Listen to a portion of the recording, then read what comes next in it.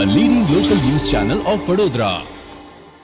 અખિલ ભારતીય રાષ્ટ્રીય કોંગ્રેસ પ્રવક્તા પવન ખેરા આજે વડોદરાના મહેમાન બન્યા હતા. શહેરની અલકાપુરી સર્કિટ હાઉસ ખાતે યોજાયેલી પત્રકાર પરિષદમાં તેઓની સાથે શહેર કોંગ્રેસ પ્રમુખ પ્રશાંત પટેલ, પ્રદેશ પ્રમુખ અમિત ચાવડા, કોર્પોરેટરો, હોદ્દેદારો તથા કાર્યકર્તાઓ ઉપસ્થિત રહ્યા હતા. અખિલ ભારતીય રાષ્ટ્રીય કોંગ્રેસના પ્રવક્તા પવન ખેરાએ જણાવ્યું હતું કે રાફેલ મુદ્દે નાણાં ગુમાવનાર ભારત દેશના બદલે નાણાં મેળવનાર ફ્રાન્સ તપાસ ચલાવી રહ્યું છે. છેલ્લા 1 વર્ષમાં દેશમાં 14 કરોડ વેપાર ધંધા ખોરવાયા. તેમજ કોરોનામાં મૃતાંક સહિતના આંકડા સરકાર પાસે નથી. એનડીએનો ડેટા અવેલેબલ કહી શકાય. કોંગ્રેસની ન્યાય યાત્રા દરમિયાન કોરોના મૃત્યુ આંકમાં ચોંકાવનારા આંકડાઓ સામે આવ્યા. ભાગેડુ માલેતુજાર પોલીસના હાથે આવતા નથી. મુદ્રા પોર્ટ ખાતેથી ડ્રગ્સનું નેટવર્ક વિસ્તર્યું છે. ભારતમાં વેચાતા ડ્રગ્સના નાણાં ભારત સામેની લડાઈ માટે આતંકીઓ ઉપયોગ કરે છે. ભાજપ કેન્દ્રીય મંત્રીનો પુત્ર ખેડૂતોને કચડે છે અને કિસાનને દેશ વિરોધી તથા ખાલી કહેવામાં આવે છે. કેન્દ્ર સરકાર સંવાદ પર વિશ્વાસ નહીં કરી વિવાદ ઉત્પન્ન કરે છે. તો બીજી તરફ પ્રદેશ પ્રમુખ અમિત ચાવડાએ જણાવ્યું હતું કે લખમીપુર ખરીમા ખાતે મૃતકના પરિવારજનોને સાંત્વના આપવા જતાં પ્રિયંકા ગાંધીની પોલીસે અટકાયત કરી છે. 10 મહિના વધુ સમયથી ખેડૂતો શાંતિપૂર્ણ આંદોલન ચલાવી રહ્યા છે. ગુજરાતના ખેડૂતો માટે ઘર જોવા મળી રહ્યો છે, કારણ કે પોલીસ તથા પ્રશાસન ભાજપ તરફી કામગીરી કરતું હોય તેમ લાગી રહ્યું છે. સરકારને ફક્ત ગણતરીના આગેવાન અને ઉદ્યોગપતિની ચિંતા છે. જો સમાજની અલગ અલગ માંડ્યો અને લાગણીઓ નજરઅંદાજ કરશે તો ગુજરાતમાં નવનિર્માણ નક્કી છે. भीतर से एक विसल ब्लोअर एक्ट भी होता है. भीतर से अगर कोई कर्मचारी अधिकारी आरोप लगा रहा है कि ये पैसा लीगल फीस के नाम पे दिया गया. अमेजॉन कंपनी ने क्या किया, जब ये आरोप लगे तो उन्होंने एक वकील को तो छुट्टी पर भेज दिया और उन्होंने कहा हम भी आंतरिक जांच कर रहे हैं. तो जब तक इस बात की निष्पक्ष न्यायिक जांच हमारे देश में नहीं होगी तब तक वो नाम सबके सामने नहीं आएंगे कि किसने लिए. भीतर से आवाज उठी है, हमने और आपने तो, किसी पत्रकार ने तो नहीं बोला, किसी नेता ने भी नहीं बोला. अगर कंपनी के अंदर के अधिकारी बोल रहे हैं कि ऐसा हुआ है तो उसकी जांच बनती है, क्योंकि उसका नतीजा आपके सामने है. जिस तरह से व्यवसाय बंद हो रहे हैं, और ये वही एफडीआई इन रिटेल के खिलाफ नरेंद्र मोदी जी क्या बोले थे, अभी अमित भाई मुझे बता रहे थे. जब नरेंद्र मोदी जी मुख्यमंत्री थे तब किसी और जबान में बात करते थे. अब जब प्रधानमंत्री बन गए तो एफडीआई इन रिटेल ना केवल चल रहा है, जो कंपनी चला रही है वो आपके अपने सरकार में बैठे हुए ऊंचे पदों पर बैठे हुए लोगों को रिश्वत भी दे रही है और आप होने दे रहे हैं. आपकी नाक के नीचे ये कांड हो रहा है. अच्छा खेरा जी, जब भी ऐसे चुनाव आता है, कुछ भी होता है, तब ऐसे एक बड़ी रकम का एक शगुफा छोड़ दिया जाता है, फिर उस पर कोई कानूनी कार्रवाई नहीं होती, जैसे रफाल में हुआ था. रफाल में आपने बोला कि इतने करोड़ का घपला हुआ, लेकिन आप उसका कोई कानूनी आपने उस पर कुछ दावा वगैरह कुछ नहीं किया. तो इस पे आपका क्या? कानूनी कार्रवाई करने का काम उनका है जो ऊंचे पदों पर आज सरकार में बैठे हैं. रफेल की आपने बात की, फ्रांस की सरकार ने तो जांच बैठा दी. हिंदुस्तान जिसके यहां से पैसा गया, जिसका नुकसान हुआ, उस सरकार ने जांच नहीं बैठाई. जिसको पैसा मिला वो जांच बैठा रहा. फ्रांस को मिला ना रफेल में, और जिसका पैसा गया वो जांच नहीं बैठा रहा. ये अपने आप में एक बहुत हैरान कर देने वाली बात. तो जिसको इसमें न्यायिक जांच बैठानी चाहिए, हमने क्या कहा था रफेल में कि जेपीसी बैठाइए. जेपीसी बैठाने की हिम्मत नहीं जुटा पाई ये सरकार. तो ये सवाल आपने बिल्कुल सही पूछा, लेकिन गलत आदमी से पूछा. उनसे पूछिए जिन्होंने संविधान की शपथ ली है. जिस तरह से ये आपने अमेज़न की पूरा जो मुद्दा उठाया है कि लांच दी गई है भारत में किसी बड़े आदमी को, अमेरिका ने तो इस बाबत के लिए इंक्वायरी शुरू कर दी है, लेकिन भारत अभी तक शुरू नहीं कर पा रहा है. क्या कहेंगे, इसमें कौन कौन शामिल है, कांग्रेस को क्या लगता है? देखिए, हम भारतीय जनता पार्टी वालों की तरह नहीं हैं कि बिना किसी सबूत के कोई नाम ले लें. इसीलिए हम चाहते हैं, एक जिम्मेदार राजनीतिक दल की हैसियत से हम ये मांग करते हैं कि एक न्यायिक जांच हो, दूध का दूध पानी का पानी हो, असली चेहरे बेनकाब हों. अमेरिका जांच बैठा सकता है, हिंदुस्तान नहीं बैठा सकता. 14 करोड़ रोजगार यहां गए, छोटे व्यापार यहां बंद हो रहे हों, जांच अमेरिका में बैठ रही है. 14 करोड़ में कोविड में कितने गए? यह भी आंकड़ा बहुत जरूरी है. हमने पार्लियामेंट में भी यह सवाल रखा तो जवाब आया कि कोई आंकड़ा उपलब्ध नहीं है. तो एनडीए जिसकी ये सरकार है, उसका फुल फॉर्म है नो डेटा अवेलेबल. उनको आंकड़े ही नहीं होते. कितने किसान मरे, बोले नो डेटा अवेलेबल। कितने बेरोजगार हुए, नो डेटा अवेलेबल। कोविड में ऑक्सीजन की कमी से कितने लोग मरे, नो डेटा अवेलेबल। तो अब आज के बाद एनडीए का आप यह अर्थ समझ लीजिएगा। लेकिन आपने तो निकाला होगा। देखिए, हमारे तो गैर सरकारी आंकड़े होंगे, आप भी भरोसा नहीं करेंगे। नहीं करेंगे। मुझे मालूम है आप करेंगे, लेकिन आप जैसे कई लोग हैं नहीं करेंगे। तो आंकड़ों का काम सरकार को ईमानदारी से सामने रखने चाहिए। आज कोविड की ही बात ले, इस हॉल में जितने लोग बैठे हैं, आप रैंडम सर्वे करके पूछ लीजिए किस किस ने अपने परिवार या अपने मित्र को गंवाया है, आपको जवाब मिल जाएगा, आंकड़ा यहीं मिल जाएगा। लेकिन सरकार आपको आंकड़ा नहीं देगी। आज न्याय यात्रा हमारे अमित भाई चावड़ा और पूरी कांग्रेस कर रही है गुजरात। पूछिए इनसे, कितना हैरान कर देने वाले आंकड़े सामने आ रहे हैं। कितने लोग गए, कितने लोगों ने अपने लोगों को गंवा दिया। पवन जी, करप्शन की बात चल रही है तो पनामा पेपर के बाद पैंडोरा पेपर, और उसमें बहुत जो क्या होना चाहिए आपके हिसाब से? इस सरकार के चलते मेरे हिसाब से या आपके हिसाब से क्या होना चाहिए वो होगा नहीं। लेकिन हाँ, हम संघर्ष करेंगे इन पर दबाव डालने के लिए कि आप जांच तो बैठाइए, कुछ तो करिए। अब आप देखिए, परमवीर सिंह मुंबई का पुलिस कमिश्नर, आज पढ़ते हैं कि रशिया भाग गए। कभी हुआ है ऐसा? 56 इंच की सरकार की नाक के नीचे नीरव मोदी, ललित मोदी, मेहुल चोकसी, विजय माल्या, परमवीर सिंह, नाम गिनते चले जाओगे, भाग गए। तो ऐसी सरकार से आप उम्मीद क्या कर सकते हो? अब उम्मीद तो गुजरात की जनता से है हम सबको। सर दो सवाल है मेरे। एक तो ड्रग्स में शाहरुख खान का लड़का पकड़ा गया है, तो देश में ये ड्रग्स का कारोबार जो बढ़ रहा है, कांग्रेस पार्टी का क्या व्यू है? पिछले हफ्ते अमित भाई और मैंने अहमदाबाद में भी ये प्रेस वार्ता की। गुजरात के मुंद्रा पोर्ट पर 9 जून को 2021 को 25 टन ड्रग्स आए और पकड़े नहीं गए और देश भर में फैल गए। ये दोहरी मार होती है। हमारे नौजवान पीढ़ी को तबाह करने के लिए ये ड्रग्स भेजे जाते हैं हमारे पड़ोसी देशों द्वारा। ये कंधार के ही रास्ते से आए थे, पाकिस्तान का भी इसमें इन्वॉल्वमेंट था। और दूसरी मार क्या होती है? वो ड्रग्स बेचकर जो पैसा अर्जित किया जाता है वो आतंकी गतिविधियों में हमारे ही देश के खिलाफ उपयोग होता है उस पैसे का। गुजरात के मुंद्रा पोर्ट से ड्रग्स के तस्करों को ऐसा क्या लगाव है कि बार बार ड्रग्स इसी रास्ते से पूरे देश में फैल रहे हैं? आपने एक पकड़ लिया, वो भी कोई सुनियोजित तरीके से सब एजेंसीज ने मिलकर पकड़ा हो, ऐसा नहीं है। नारकोटिक्स कंट्रोल ब्यूरो का महानिदेशक का पद पिछले 18 महीने से खाली है, पूर्णकालिक महानिदेशक है ही नहीं। अगर सरकार गंभीर होती तो एक full time director general narcotics control bureau का तुरंत बना दिया होता। क्यों नहीं बनाया? ये सवाल आपको सरकार से पूछने होंगे। अब आप एनसीबी को खुदरा पॉलिटिक्स में उपयोग करोगे कि साहब फिल्म इंडस्ट्री में ये हो रहा है, पकड़िए, जिसने गलत किया उसको पकड़िए। लेकिन जहां से ये खेप आई है उस पूरे प्रकरण की जांच क्यों नहीं हो रही है? दूसरा सवाल ये है सर, पंजाब में अभी उथल पाथल सरकार में हुई है और आपके नए सीएम भी आए हैं, फिर किसी मंत्री ने भी रेजिग्नेशन दिया है, कुछ भी रेजिग्नेशन दिया, तो आपका क्या व्यू है वहाँ सरकार का? देखिए, हमारी पार्टी में एक प्रक्रिया है निर्णय लेने की। सबसे बात करके, चर्चा करके, विचार विमर्श करके निर्णय लिए जाते हैं। कुछ लोगों को निर्णय पसंद आते हैं, कुछ लोगों को पसंद नहीं आते। जैसा घर परिवार में होता है वो बात अपनी व्यक्त करने की उनको स्वतंत्रता है। यहाँ भी मैंने देखा था, हमारे गुजरात के पूर्व उप मुख्यमंत्री नितिन पटेल के आंसू हमने भी देखे थे।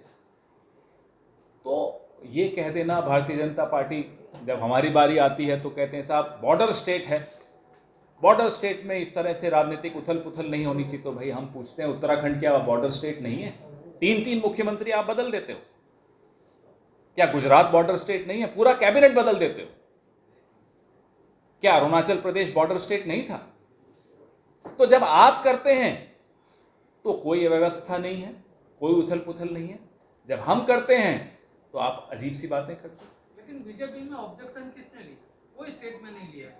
बीजेपी में अगर कोई विरोध करता है तो वो सुबह मॉर्निंग वॉक पे भी नहीं जा सकता, हमारे यहाँ जा सकता है। और ये सिद्धू में क्या क्या मजबूरी है कांग्रेस की कि इतना बर्दाश्त किए जा रहे हो आप लोग? क्यों, आपको क्या आपत्ति है सिद्धू जी? नहीं, मुझे कुछ आपत्ति नहीं है। हमारे सब अलग अलग तरह के नेता हैं। हर परिवार में भी सबकी प्रकृति अलग अलग होती है। कोई ऊंची आवाज़ में बोलता है, कोई मीठी वाणी में बोलता है, कोई जल्दी नाराज़ हो जाता है, कोई बहुत धैर्य इनकी तरह बड़ा सब्र वाला होता है।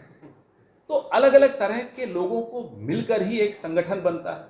उसमें आप ये उम्मीद करो कि सब अमित भाई चावड़ा जैसे हों तो वो तो संभव नहीं है, या आप कहें कि सब प्रशांत भाई जैसे हों वो भी संभव नहीं है। सबकी अलग अलग नेचर होती है और उन सबको साथ लेकर चलना होता है। यही राजनीति का सबसे बड़ी चुनौती जिसको मैं मानता हूँ। अच्छा पवन जी, जिस तरह से ये जो ड्रग्स केस में शाहरुख खान के ગુજરાતના ખેડૂતો કેમ આગળ નથી આવી રહ્યા, કેમ કોંગ્રેસ એમને સમજાવીને સામે નથી લાગી? ખેડૂતો ક્યારેય કોઈને કે હેરાન પરેશાન કરવા કે કોઈને તકલીફ આપવા માટે આંદોલન નથી કરતા. આપણે સૌએ જોયું છે કે છેલ્લા 10 મહિના કરતાં વધારે સમયથી આખા દેશના ખેડૂતો પોતાના હક અધિકાર માટે 3 કાળા કાયદાની વિરુદ્ધમાં ખૂબ શાંતિપૂર્વક રીતે આંદોલન કરી રહ્યા છે, વિરોધ કરી રહ્યા છે.